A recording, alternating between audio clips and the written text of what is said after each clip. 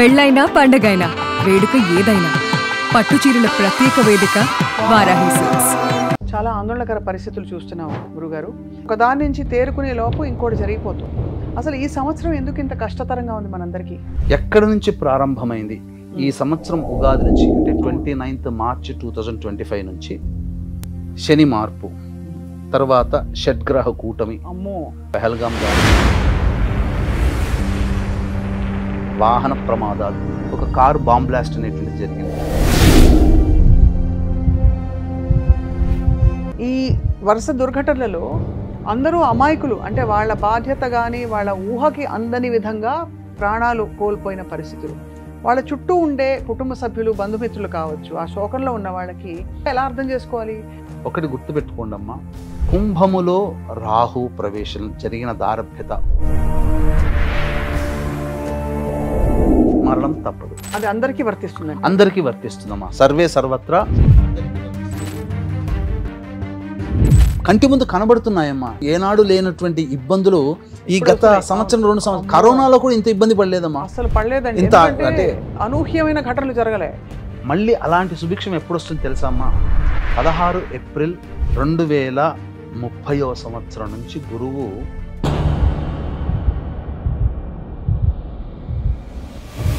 ఈ యొక్క ప్రభావము మాత్రము చాలా పాండమిక్ సిచ్యుయేషన్ ప్రపంచవ్యాప్తంగా ఎదుర్కొంటుంది. అయితే గురుగారు, ఈ ఉపాసనలు చేయడం వల్ల మనం కష్టాల నుంచి బయటపడతామా, లేక మనకి ఆ ధైర్యం, మనోధైర్యం ప్రసాదిస్తారు భగవంతుడు అనుకోవాలా? ఇప్పుడు కలియుగంలో మాయలు మంత్రాలు ఏమి ఉండవమ్మా. ఏది చేసినా ఈశ్వరుని ఇష్టపడుతున్నాం, శివార్పణమస్తు. అల్లాని ఇష్టపడుతున్నాం, అల్లాని అర్పణమస్తు. జీసస్ని ఇష్టపడుతున్నాం, జీసస్ రూపంలో నేను ఇస్తున్నాను, జీసస్కే ఇస్తున్నాను అనే భావంతో చేయాలమ్మా. అందరికీ నమస్కారం. సుమన్ టీవీ ప్రేక్షకులకి వెల్కమ్. గత సంవత్సర కాలంగా ఎన్నో దుర్ఘటనలు చూస్తూ మనం కాలాన్ని వెళ్ళదీస్తున్నాం. నిజానికి చాలా కష్టతరమైన సమయం వచ్చిందని చెప్పి చాలామంది ఆందోళన చెందుతున్నారు. ఇది గ్రహచార పరిస్థితుల వల్ల అని అనుకుంటున్నాం. కానీ నిజానికి చూసుకుంటే గత 3-4 నెలల్లో కూడా ప్రకృతి వైపరీత్యాలు, రోడ్డు ప్రమాదాలు అండ్ తాజాగా ఢిల్లీ దుర్ఘటన కూడా చూసాం. మరి దీనికి కారణం ఏంటి? వెనకాల గ్రహస్థితులు ఎలా ఉన్నాయి? రాబోయే కాలం ఏం చెప్తోంది? అలాగే వీటి నుంచి మనం వ్యక్తిగతంగా కొంతలో కొంత బయటపడచ్చా? ఏ విధమైన ఉపాసన చేయాలి? ఇవన్నీ కూడా తెలుసుకుందాం. మనతో పాటు పెద్దలు, ఆధ్యాత్మికవేత్త, అలాగే జ్యోతిష్ శాస్త్ర పండితులు, నిపుణులు శ్రీ నందిపట్ల శ్రీహరి శర్మ గారు ఉన్నారు. నమస్కారం సార్. వాగర్థావివ సంపృక్తౌ వాగర్థ ప్రతిపత్తయే జగతః పితరౌ వందే పార్వతీ పరమేశ్వరౌ ఆదిత్యాయ చ సోమాయ మంగళాయ బుధాయ చ గురు శుక్ర శనిభ్యశ్చ రాహవే కేతవే నమః. శృంగేరి జగద్గురు పీఠాధిపతులకి, కంచి పీఠాధిపతులకి నమస్కారములు తెలియజేసుకుంటూ కార్యక్రమాన్ని ప్రారంభిద్దామా. చాలా ఆందోళనకర పరిస్థితులు చూస్తున్నాం గురుగారు. ఎందుకంటే ఒకదాని నుంచి తేరుకునే లోపు ఇంకోటి జరిగిపోతుంది. అసలు ఈ సంవత్సరం ఎందుకు ఇంత కష్టతరంగా ఉంది మనందరికీ? దీని గురించి మనం తెలుసుకోవాలి అంటే ప్లానటరీ సిచ్యుయేషన్స్ అనేటువంటివి ఈ సంవత్సరం నుంచి ఒక రెవల్యూషన్గా మారబోతున్నాయమ్మా. వాస్తవానికి అంటే నవగ్రహాలలో అత్యంత ప్రభావవంతమైనటువంటి గ్రహాలు గురువు మరియు శని, రాహువు, కేతువు. అయితే గురువు 2025వ సంవత్సరం నుంచి స్పీడ్ యాక్సలరేషన్స్తో, అతిచార గమనముతో రాశులను మారుతూ వెళ్తూ ఉన్నాడు. అంటే దీనికి వీక్షించేటువంటి ప్రేక్షకులు కూడా అతిచారము, వక్రగమనము అనేటువంటిది కూడా అర్థం కావాలి. అవును. అంటే ఈ యొక్క సిచ్యుయేషన్స్కి తగ్గట్టుగా భూమి మీద జీవన విధానంలో మార్పులు చేర్పులు చోటు చేసుకుంటున్నాయి. దీనికి గల కారణముని మనం విశ్లేషణ చేసినట్లయితే చరిత్రని బట్టి మనం ముందుకు వెళ్తుండాలమ్మా. ఎందుకనంటే చాలామంది వీక్షించేటువంటి సుమన్ టీవీ ప్రేక్షకులు కూడా ఇప్పుడు మనం చెప్పుకోబోయేటువంటి అంశం ఏదైతే ఉంటుందో అది జాగ్రత్తగా గమనించాల్సిన అంశము, అర్థం చేసుకోదగినటువంటి అంశము. ఇప్పుడు ఎందుకంటే ఎంతో రీసెర్చ్ చేసి ఇప్పుడు కొన్ని విషయాల్ని మేము ముందుంచబోతున్నాను. తద్వారా భవిష్యత్తులో స్వప్న గారు చెప్పినట్టు భవిష్యత్తులో వచ్చేటువంటి ఇబ్బందుల నుంచి బయటపడడం కోసం మనవంతు కర్తవ్యంగా మనం ఏం చేసుకోవాలనే విషయాన్ని కూడా సంపూర్ణంగా తెలియజేసుకునే ప్రయత్నం చేద్దాం. ఎక్కడి నుంచి ప్రారంభమైంది? ఈ సంవత్సరం ఉగాది నుంచి, అంటే 29th మార్చ్ 2025 నుంచి శని మార్పు, తర్వాత షడ్గ్రహ కూటమి. అమ్మో, మన భారతదేశంలో లేకపోయినప్పటికీ కూడా ప్రపంచవ్యాప్తంగా అమెరికాలో ఏర్పడినటువంటి ఈ యొక్క సూర్యగ్రహణ ప్రభావం, ఇవన్నీ దాని తర్వాత ఏర్పడినటువంటి ఏప్రిల్లో జరిగింది ఏందమ్మా 24, 26 తారీఖుల్లో పెహల్గాం దాడి జరిగింది కదమ్మా. అవును. ద్వారా జరిగినటువంటి వరుస సంఘటనలు కనుక చూసుకున్నా, ఇప్పుడు రీసెంట్గా గత నెల రోజులుగా మనం చూసుకున్నట్లయితే అనేక వరుస ప్రమాదాలు, ముఖ్యంగా వాహన ప్రమాదాలు. అసలు సినిమాల్లో గ్రాఫిక్స్లోనే మనం చూడగలుగుతామేమో అన్నంతగా వికారాబాద్లో జరిగినటువంటిది రియల్ ఇన్సిడెంట్. అది ఒక టిప్పర్ ఢీకొని అందులో ఉన్నటువంటి కంకర రాళ్ళు పడడం ఏంటి, తద్వారా 20 మందికి పైగా చనిపోవడం ఏంటి, ఆశ్చర్యకరమైనటువంటి విధంగా ఎందుకు జరుగుతున్నాయి ఇటువంటి ప్రమాదాలు అని అన్నప్పుడు షడ్గ్రహ కూటమి ఆ ప్రభావం. చాలామంది ఆ టైంలో చెప్పడం జరిగిందమ్మా, కొట్టేసేసారు, మన భారతదేశంలో కనిపించదు, అయినప్పటికీ మనకెందుకు ఇంపాక్ట్ ఉంటుంది, భారతదేశమే కాదమ్మా ఈ భూమి మీద ఉండేటువంటి మానవులకు అందరికీ కూడా ఆ షడ్గ్రహ కూటమి ప్రభావం చూపుతుంది. అది మనం ఎదురు చూసాము. పెహల్గాం దాడి అత్యంత అమానవీయమైనటువంటి సంఘటన. తర్వాత ఆపరేషన్ సింధూర్ జరిగింది. ఇప్పుడు వెరీ రీసెంట్గా ఢిల్లీలో ఒక కార్ బాంబ్ బ్లాస్ట్ అనేటువంటిది జరిగింది. అంటే ఇతమిద్ధంగా దానికి సంబంధించినటువంటి పూర్తి వివరాలు తెలియకపోయినా ఆత్మాహుతి దాడి అనేటువంటిది అంటే ఎవరు చేస్తారో ఒక టెర్రరిస్టులు, తీవ్రవాదులు చేసేటువంటిదిగా మనం అభివర్ణించవచ్చు. ఎవరికి వాళ్ళైతే మన వాళ్ళని చంపుకోలేం కదా. విదేశీ మూకల యొక్క ప్రభావము, వాటి యొక్క సాహిత్యానికి బాగా వంట పట్టించుకున్నటువంటి ఇక్కడ మన భారతదేశంలో ఉన్నటువంటి వ్యక్తులే ఆ విధంగా చేసి ఉండవచ్చు. ముఖ్యంగా ఒకటి గుర్తుపెట్టుకోండమ్మా, కుంభములో రాహు ప్రవేశం జరిగిన దారభ్యత, అవాకులు చెవాకులు ఎవరైతే పేరుతారో వాళ్ళకే నష్టం జరుగుతుంది. ఎందుకనంటే సహజ రాశిలో 3rd హౌస్ మిథున రాశి, మేషము, వృషభము, మిథునం. ఆ మిథునంలో వాక్కుకి కారకుడైనటువంటి గురువు ప్రవేశం చేశాడు మే మంత్లో, 18, 14 మే ఆ టైంలో గురువు ప్రవేశం చేసిన తర్వాత ఆ మిథునం నుంచి 9th హౌస్ కుంభమైంది. కాబట్టి వాక్కారకుడైనటువంటి గురువు అక్కడ ఉండి 9th హౌస్ని రిఫ్లెక్ట్ చేస్తున్నప్పుడు ఎవరైతే అతిగా వాగుతారో వాళ్ళకి మరణం తప్పదు. ఇప్పుడు అతిగా ప్రగల్భాలు పలిగినటువంటి పాకిస్తాన్ స్థితి ఏమైంది? అవును, అలాగే కదా. అలాగే పాకిస్తాన్ దేశంలో ఉండి మన భారతదేశం గురించి అతిగా మాట్లాడినటువంటి వాళ్ళ పరిస్థితి కూడా సాయంత్రానికల్లా ఏం జరిగింది, మరుసటి రోజుకల్లా. అవును, అనేక మంది ఇలా మన భారతదేశం అంటే దీన్ని బట్టి మనం తెలుసుకోవాల్సింది ఏంటంటే అతిగా మనం ప్రవర్తించకూడదు. అది ఈ ప్రభావం రాహువు కుంభరాశిలో ఉండగా. కాబట్టి అతి అనేటువంటిది ఎప్పుడు కూడా పనికిరాదు. ఇప్పుడున్నటువంటి గ్రహచార రీత్యా మనిషి అతిగా కూడా ఉండకూడదు. అది అందరికీ వర్తిస్తుంది. అందరికీ వర్తిస్తుందమ్మా, సర్వే సర్వత్రా అందరికీ వర్తిస్తుంది. కెమెరా ముందు కావచ్చు, మన ఇంటి చుట్టుపక్కల కుటుంబ సభ్యుల్లో కానీ మనం అతిగా కూడా మాట్లాడడం, అతిగా వాదులాట చేయడం వాళ్ళకే అనర్థమని గ్రహించాలి. అవును. ఇక జరిగినటువంటి వరుస వాహన ప్రమాదాలకి సహజంగా వాహనకారకుడు శుక్రుడు. ఈ శుక్రుడు ఎప్పుడైతే పాపగ్రహాలతో, పాపగ్రహమైనటువంటి కుజుడితో చేరి ఉండడం, రవితో చేరి ఉన్నాడో, ఈ విధంగా అగ్నికి సంబంధమైనటువంటి ప్రమాదాలు వాహనానికి ఎక్కువగా జరుగుతూ వచ్చాయి. ఇవన్నీ ఎందుకు జరుగుతున్నాయి అనేటువంటి విషయం చూసుకున్నప్పుడు చాలా విచిత్రంగా గురువు యొక్క ప్రభావం కనబడుతుందమ్మా. అంటే గురువు అతిచారంలో సహజంగా ఏదో ఒక సంవత్సరంలో ఉంటాడు. అవును. కానీ ఈ 2025వ సంవత్సరం నుంచి మొదలుకొని వరుస పెట్టి 8 సంవత్సరాల పాటు 2033 వరకు కూడా అతిచారము, తిరోగమనము, అతిచారము, తిరోగమనం, మధ్యలో వక్రగమనము, ఇలా సంబంధం లేనటువంటి పోర్షన్స్ని అతను పోషించాల్సి వస్తుంది గురువు. అంటే ఒక్క గురువే, నవగ్రహాల్లో అత్యంత శుభకరుడు గురువే. ఈ గురువు అతిచారం ఉండడం వల్ల, వక్రగమనం ఉండడం వల్ల, తిరోగమనం అవ్వడం వల్ల ఏమైపోతుందంటే 3 ప్లేస్లో కూడా అతను ఉండిపోతున్నాం. 3 రకాలుగా యాక్ట్ చేయాల్సి వస్తుంది. అంటే మనం సినిమాలో చెప్పుకుంటాం కదా, ఏమంటారు 3 పాత్రలు పోషించాల్సినటువంటి ఒక సినిమాలో అని చెప్పి. అవును. అలాగా 3 పాత్రలు పోషిస్తున్నాడు గురువు. అంటే మంచికి కారకుడవుతున్నాడు, విధ్వంసానికి కూడా కారకుడవుతున్నాడు గురువే. ఇప్పుడు ఈ గురువు అనేటువంటి అతిచారంని ఎలా అర్థం చేసుకోవాలంటే ఏంటి?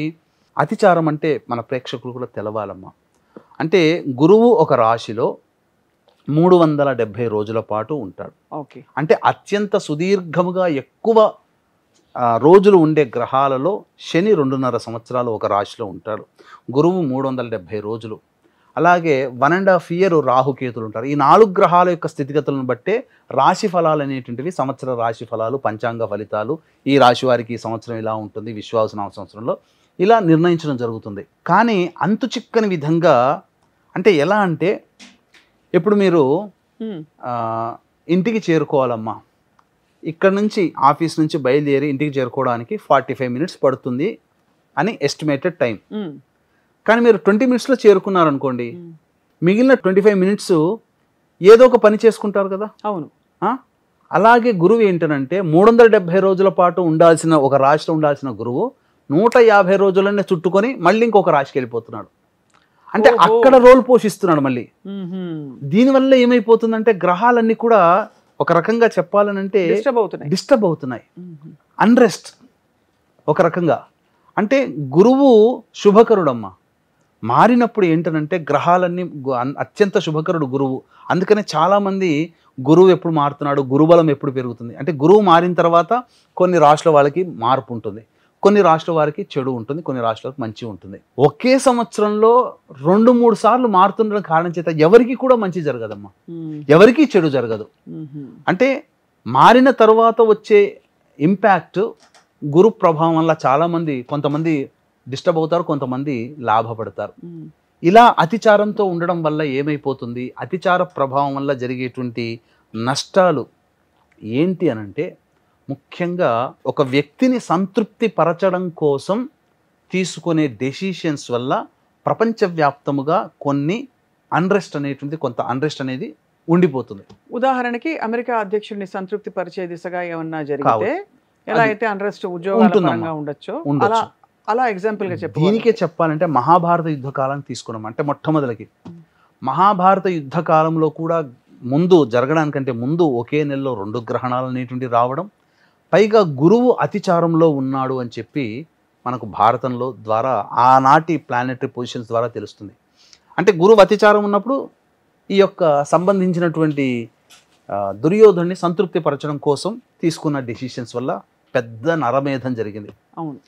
గురువు అతిచారంలో ఉండడం వల్ల మంచి జరిగింది, చెడు కూడా జరిగింది. మంచి ఏంటి, రైట్ బ్రదర్స్ విమానాన్ని కనుక్కున్నారు. ఈ రోజున సుఖవంతమైన ప్రయాణం కదమ్మా. అవును. ఒకప్పుడు అమెరికాకు వెళ్ళాలి, రష్యా వెళ్ళాలి, ఇంకెక్కడికైనా వెళ్ళాలి అని అంటే బై రోడ్ ఆర్ నేవీ, అంతకుమించి లేదు. కానీ గంటల్లో, రోజుల్లో వెళ్ళిపోగలుగుతున్నాం. అంటే మానవులకి అత్యంత సౌకర్యవంతమైనటువంటి వాహన సదుపాయము ఈ గురు అతిచారం వల్లనే కలిగాయి. ఈ గురు అతిచారం వల్లనే అనేక డిస్కవరీలు జరిగాయి. అంటే అలెగ్జాండర్ ఫ్లెమింగ్ పెన్సిలిన్ ఇంజెక్షన్ కనుక్కున్నాడు అతిచారం వల్ల. ప్లేగు వ్యాధితో లక్షల మంది చనిపోతుండేవారు ప్రపంచవ్యాప్తంగా, కేవలం ఒక్క దేశమే కాదు, ప్రపంచవ్యాప్తంగా లక్షల మంది చనిపోతూ ఉంటే దాన్ని నిర్మూలించడం కోసం పెన్సిలిన్ అనేటువంటిది కనుగొనడం జరిగింది. తద్వారా ఆ మశూచి అనే వ్యాధే లేకుండా పోయింది. ఇంకొకటి బెస్ట్ ఎగ్జాంపుల్ చెప్పమంటారమ్మా మంచి జరిగినటువంటిది, అంటే మంచి కాదు చెడు అనే చెప్పవచ్చు. కరోనా టైంలో కూడా గురువు అతిచారంలో ఉన్నాడు. ఓహో. ప్రపంచవ్యాప్తంగా మంచి ఏంటి, ఎలా ఉండాలి, ఆరోగ్యం పట్ల ఎక్కువ శ్రద్ధ పెరిగింది, లక్షల మంది పోయారు. అంటే కీడులో కూడా మంచి చూసుకోగలగడం అంటే ఇదే. అది ఇంకా చెడు అనేటువంటిది కనుక చూసుకుంటే, ఈ సంబంధించినటువంటి ఇందిరాగాంధీ తీసుకున్నటువంటి ద వర్స్ట్ డెసిషన్ ఎమర్జెన్సీ, ఆ మధ్య కాలంలో కూడా అసలు గురువు 1976లో నేను చూసినప్పుడు మేషరాశిలో ఉంటాడు జనవరిలో, వృషభ రాశిలోకి వచ్చేసేసాడు జూన్ జూలై కల్లా. అంటే ఒకే సంవత్సరంలో 2 రాశులు మారిపోయాడు. అతిచారం వల్ల మిథున రాశిలో కూడా వెళ్ళాడు, అదే 1976లో. అంటే ఏమవుతుంది అంటే, ఉన్న ఒక రాశిలో ఎక్కువ కాలం ఉండాల్సింది స్పీడ్ యాక్సలరేషన్ జరిగింది. అవును. ఇదే అతిచార ప్రభావం అనేటువంటిది ఉన్నప్పుడు మనిషికి, అంటే వరల్డ్ వార్ అని ఉంది కదమ్మా, మీకు నేను రీసెర్చ్ చేసిన దాంట్లో first world war 28th July 1914 నుంచి 11th November 18 వరకు ఫస్ట్ వరల్డ్ వార్ జరిగింది. ఈ ఫస్ట్ వరల్డ్ వార్లో మధ్యలో గురువు అతిచారముతో 1916వ సంవత్సరంలో సింహరాశిలో ఉండగా ఎక్కువ నష్టం జరిగింది. అంటే ఈ వరల్డ్ వార్ మధ్యలో గురువు అతిచారం ఉన్నాడు. ఓకే, గమనించండి, వరల్డ్ వార్ జరుగుతున్న మధ్యలో గురువు అతిచారంతో ఉండడం వల్ల అది కూడా అగ్ని సంబంధమైనటువంటి రాశులు ఉన్నాయి. మేషరాశి ఒకటి, సింహరాశి ఒకటి, ధనుస్సు రాశి ఒకటి. ఫస్ట్ వరల్డ్ వార్ సింహరాశి అగ్ని సంబంధం కాబట్టి యుద్ధం జరగాలి. యుద్ధం జరిగేటువంటి మధ్యలో 1916 the biggest pandemic situation in the world. అంటే లక్షల మంది ఆ 1916లోనే చనిపోయారు. తర్వాత సెకండ్ వరల్డ్ వార్ టైంలో కూడా 1 సెప్టెంబర్ 1939 నుంచి 2 సెప్టెంబర్ 1945 వరకు జరిగింది, 6 years పాటు. ఈ గురు అతిచారము మధ్యలో 1941 మళ్ళీ అగ్ని సంబంధమైన రాశి మేషరాశిలో ఉండగా జరిగింది. అందులో ఏంటంటే Operation Barbarossa, United Soviet State of Russia అనేది ఎంటర్ అయింది. అలాగే పర్ల్ హార్బర్ అనేటువంటిది యుఎస్ ఎంటర్ అయింది అప్పుడు ఆ టైంలో. అంటే 1941లో ఎక్కువ నరమేధం, సెకండ్ వరల్డ్ వార్లో చనిపోయారు. ఇది జరిగినటువంటి అనేక సిచ్యుయేషన్స్లో, అంటే గత చరిత్రను కనుక మనం చూసుకుంటే ఇలా జరగబోతుంది. గురువు అతిచారంలో ఉండడం, అది కూడా అగ్ని సంబంధిత రాశుల్లో ఉన్నప్పుడు ఎక్కువగా ఉంటుంది, వైపరీత్యాలు జరుగుతాయి. ఇప్పుడు మీరు ఇంతకుముందు మీరు ఒక మాట అన్నట్టుగా ట్రంప్ ఇప్పుడు గురు అతిచారంలో రాబోతున్నటువంటి కారణం చేతనే కదా మొదటి నుంచి ఒక 2-3 నెలల నుంచే కదా ఈ ట్రంప్ మన భారతదేశ విద్యార్థుల మీద, అక్కడ ఉన్నటువంటి సిటిజన్స్ మీద ఇవన్నీ వింటున్నాం. అంటే ఎక్కువగా ఆబ్లిగేషన్స్, కండిషన్స్ పెట్టడము, ఆ అమెరికాని సాటిస్ఫై చేయడం కోసం వేరే దేశాలు యుద్ధాలు చేసుకోవాల్సిన పరిస్థితి వస్తుంది. ఇప్పుడు ఉక్రెయిన్ రష్యాలో ఇద్దరికి పెద్ద ఇబ్బంది ఏమీ లేదు, మధ్యవర్తిత్వం ఉండడం వల్ల ఎక్కువగా జరుగుతున్నాయి. అంటే అమెరికా గనక సహకారం చేయకపోతే ఉక్రెయిన్ అంత యుద్ధం చేసేది కాదు. అంటే ఇక్కడ ఒక దేశము సంతృప్తి పరచడం కోసం జరుగుతున్నాయి. ఇజ్రాయెల్ కూడా అంతే. ఇజ్రాయెల్ హమాస్ దాడి, దాన్నే మనం తక్కువగా అంచనా వేయలేం. అది కూడా ఒక వ్యక్తి ఇప్పటికీ జరుగుతూనే ఉన్నాయి. ఇప్పుడు ఈ అతిచారంలో ఉండడం వల్ల ఇంకెక్కువగా జరుగుతాయి. ఇంకా రాబో రోజుల్లో కూడా ఇంకెక్కువగా జరుగుతాయి.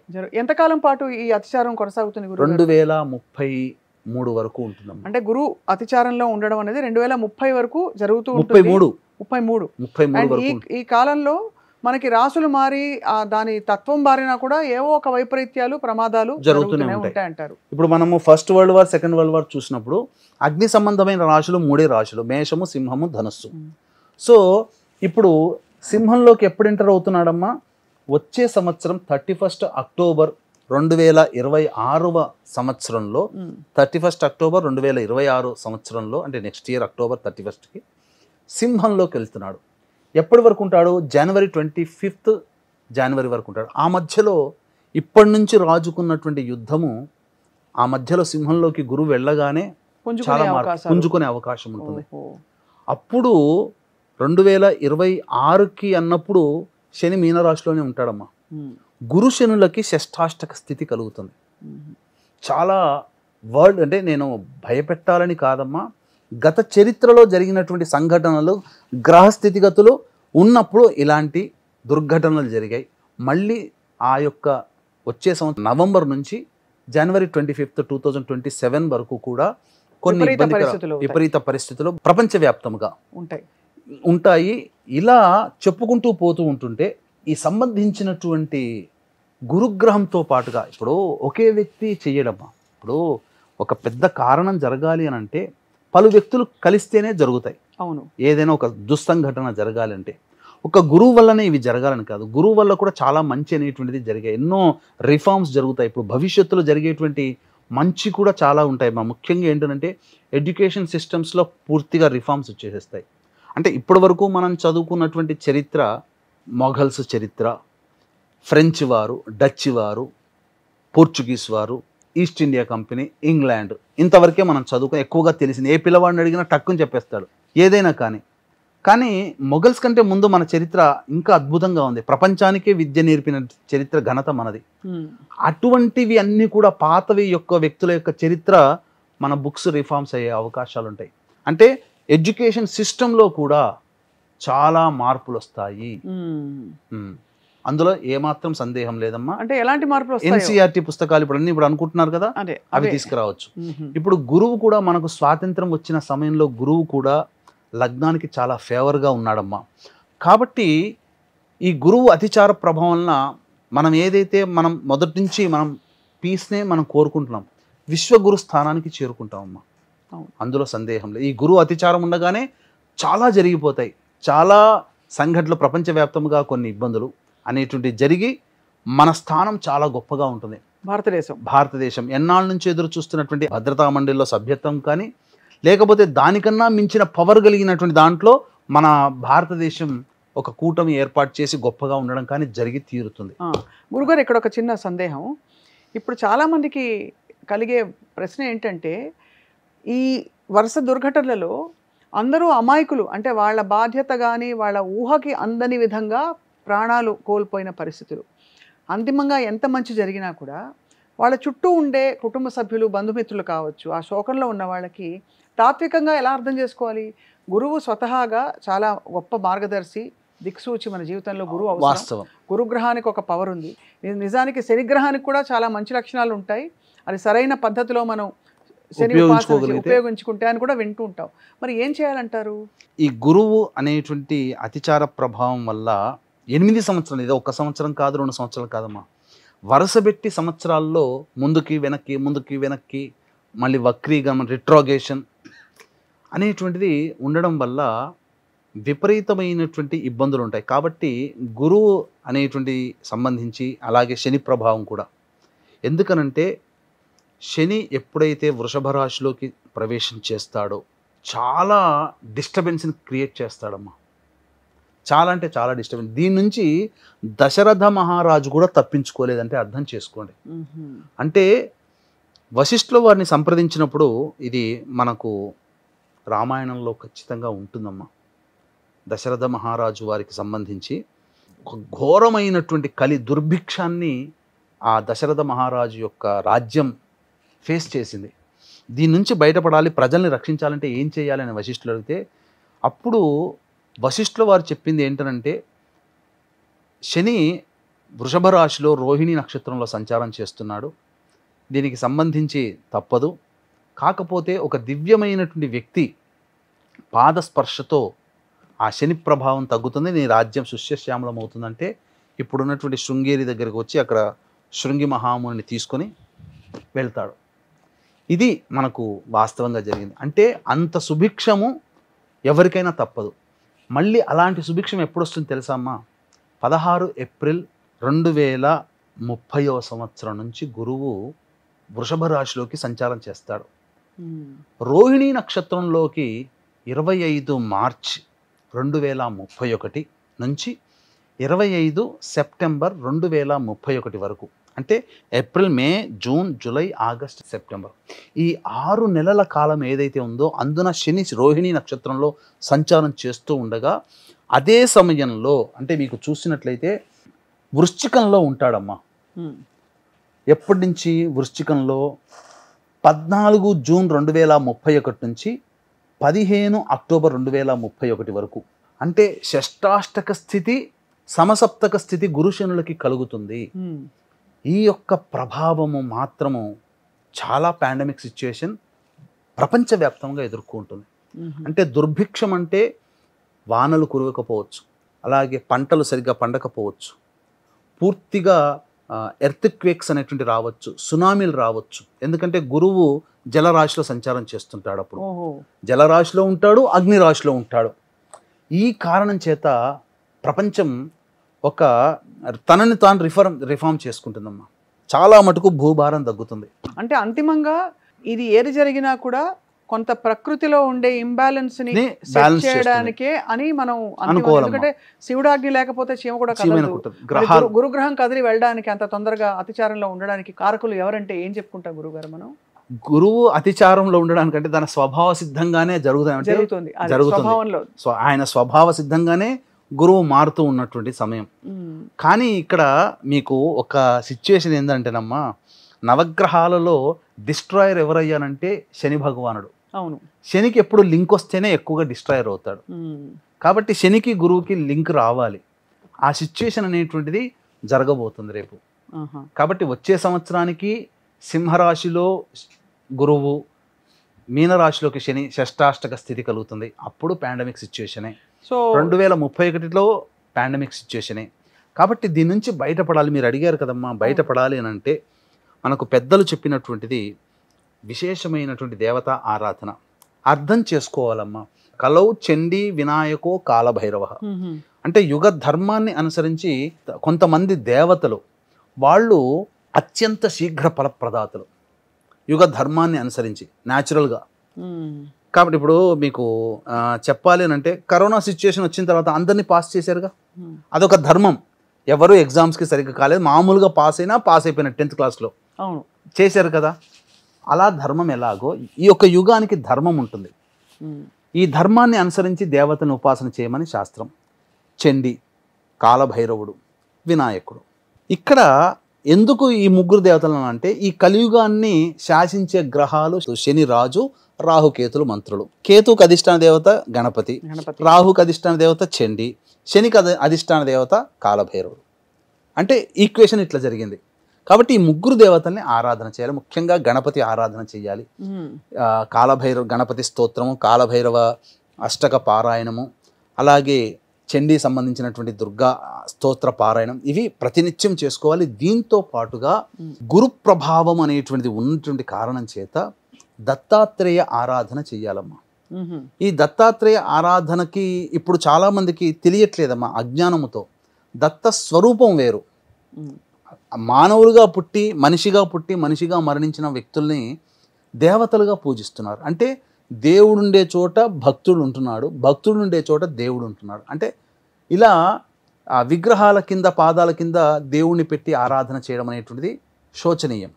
కాబట్టి అసలు సిసలైనటువంటి దత్తాత్రేయుడు ఉండగా ఒక్కటే వీక్షించేటువంటి ప్రేక్షకులు కూడా మన తాతయ్యలు, ముత్తాతలు, అమ్మమ్మలు, నానమ్మలు, మన తల్లిదండ్రులు బ్రతికుండగా వాళ్ళు ఏ దేవతల్ని పూజించారో కొత్తగా వచ్చినటువంటి వాళ్ళని పట్టుకోవాల్సిన అవసరం లేదు.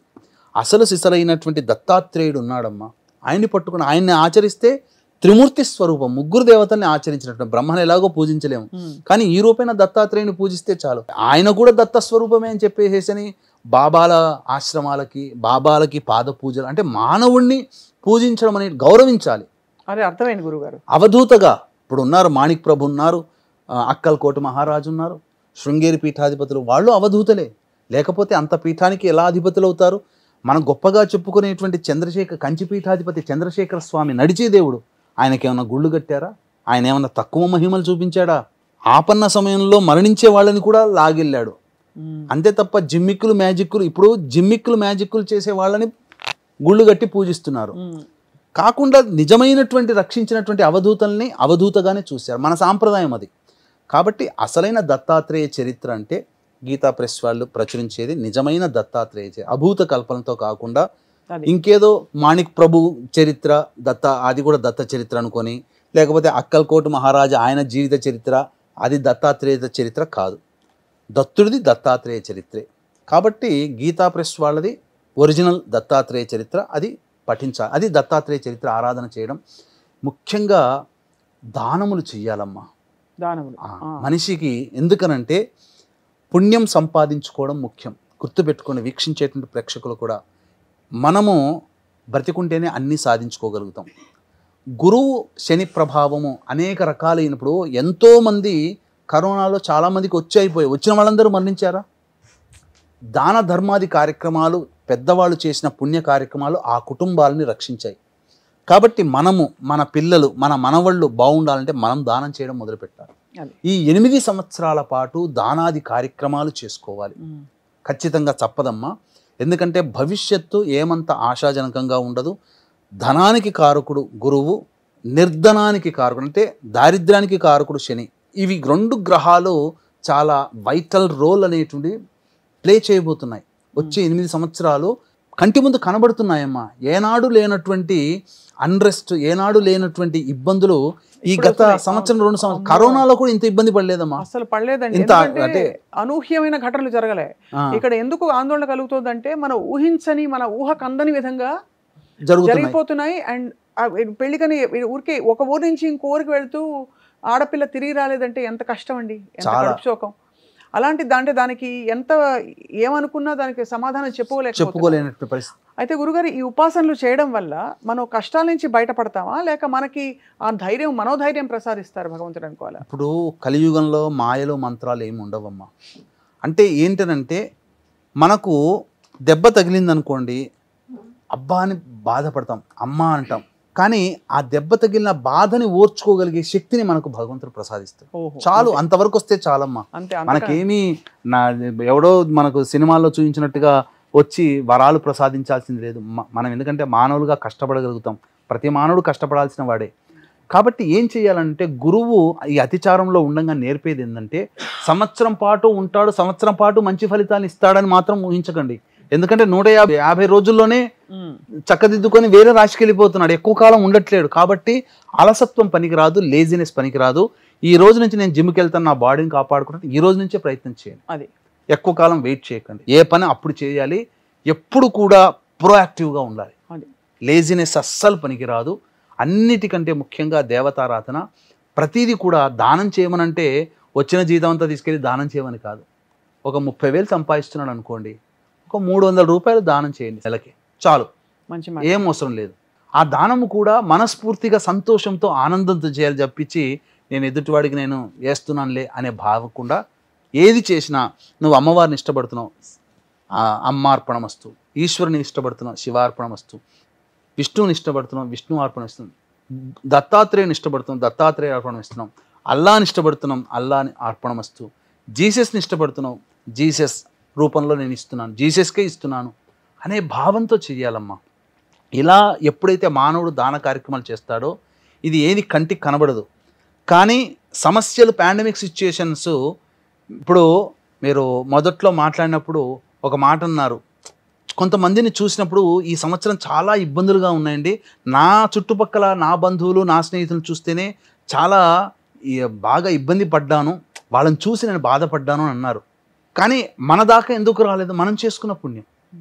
అక్కడ వాళ్ళు పాపం చేశారని కాదు, పుణ్యాన్ని చేసుకోలేకపోయారు. పాపం చేయకపోయినా పుణ్యాన్ని చేసుకోలేకపోయారు. సో కాబట్టి సత్కర్మలు ధర్మబద్ధమైన జీవితమే అన్నిటికీ పరిష్కారం. అంతేకాకుండా ఈ యొక్క 8 సంవత్సరాల పాటు మాంసాహారాన్ని ఎంతవరకు తగ్గించుకుంటే అంత మంచి. ఎందుకనంటే ఒక జీవి కదమ్మా, మన కంటి ముందర పెరుగుతున్నటువంటి జీవి ఆనందంగా తిరుగుతూ ఉంటుంటే ఎంతో సంతోషం వేస్తుంది. దాన్ని చంపి మనం తినడానికి మనకు అంటే చంపేవాళ్ళు ఎవరో ఇక్కడ చంపుతా నేను కొట్టు నుంచి కొనుక్కొచ్చుకున్నాను కదా అంటారు. నువ్వు తింటున్నావు కాబట్టి కొట్టు నుంచి కొట్టువాడు చంపి తీసుకొస్తున్నాడు. తినవచ్చు, అమితముగా కాదు.